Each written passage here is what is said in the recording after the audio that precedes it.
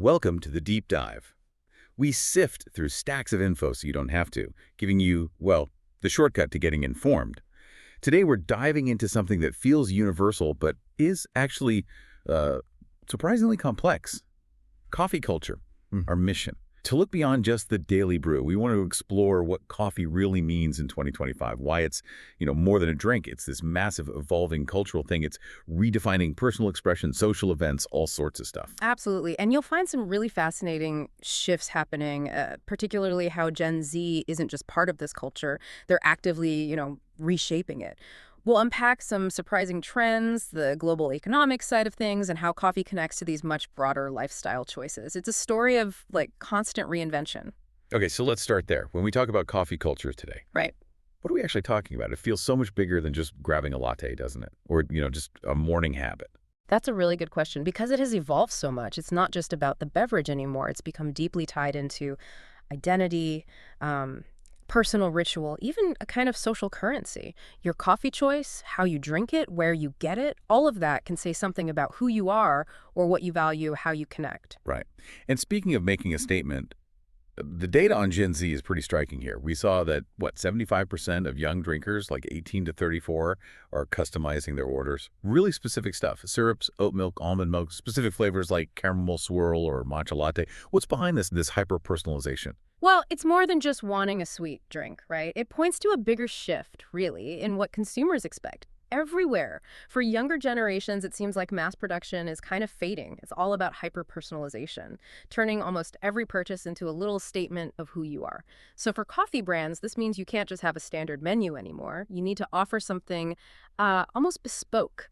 A drink that reflects the person's unique taste. It really forces companies to be way more agile, more responsive to what individuals want. And that desire to make something unique, it's not just happening at the coffee shop counter, is it? People are taking it home. This at-home cafe trend, especially on TikTok, it's huge. People are turning, kitchen corners into these quite elaborate, often really nice-looking DIY coffee bars, the whole #home cafe thing. Yeah, that trend is interesting. You wonder, is it just about saving money? Skipping those expensive lattes. And sure, cost is probably part of it.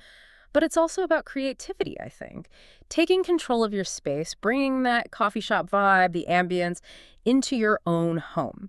It might reflect that post-pandemic nesting thing, and maybe a little pushback against always being on, always consuming in public. It gives you control, a creative outlet at home. Okay, but the creativity isn't just about making the perfect flat white at home. We're seeing some really novel drinks pop up, even functional ones, like cloud coffee. Have you seen this?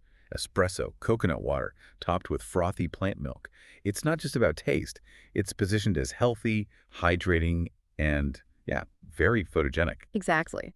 And it's fascinating how platforms like TikTok are turbocharging these trends. Coffee becomes this visual spectacle. You see these viral novelty drinks like the giant coffee buckets, 36 ounces in a plastic bucket. Wow. And then the really weird ones like onion lattes. Onion lattes.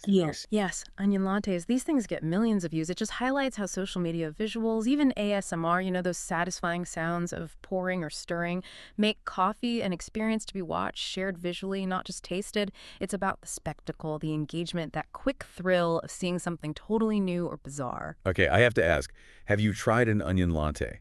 Or even been tempted? I'm almost scared to know. Definitely not tempted.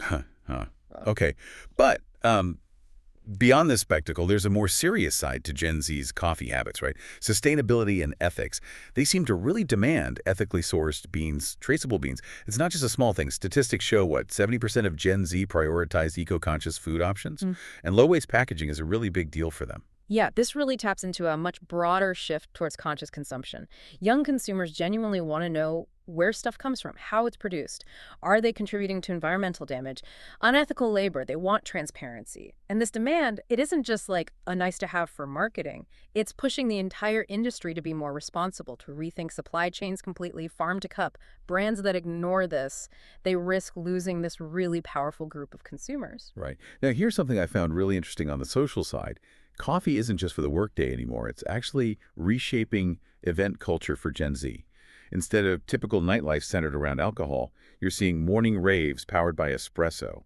What does that tell us? It's a pretty fundamental rethinking of event culture, isn't it? It offers this high-energy, vibrant social scene, but it aligns perfectly with that wellness focus we see so much. It moves away from alcohol being the main social lubricant. It's about community, connection, maybe even a sort of collective energy boost, just fueled differently. It suggests people want social experiences that are exciting, but maybe less damaging to their well-being. It reflects that broader trend of self-care, mindful living.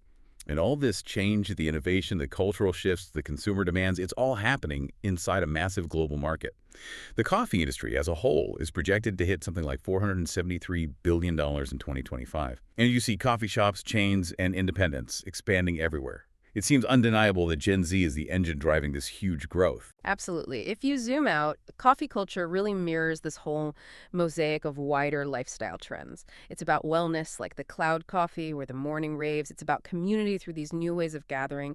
And it's fundamentally about creativity and self-expression, isn't it? From tweaking your drink order to building that DIY cafe corner, there's this constant balancing act between convenience and experience happening. It's just a really powerful example of how a simple product can reflect complex societal values and what people aspire to. Well, that's a wrap on our virtual sip through the world of coffee culture today. From those DIY kitchen cafes to, frankly, wild novelty drinks and new social scenes, Gen Z has really turned coffee into an art form, a statement, and, yeah, a social movement. It's this fascinating mix of personal ritual and huge global trend. If you love this deep dive, please do hit follow and maybe share it with your coffee crew. Next week on Trending Unpacked, we're taking a bit of a cosmic twist. We're diving into Mercury Retrograde. What is it? Why does it freak people out so much? And will it actually mess with your life? Stay curious and keep unpacking the trends.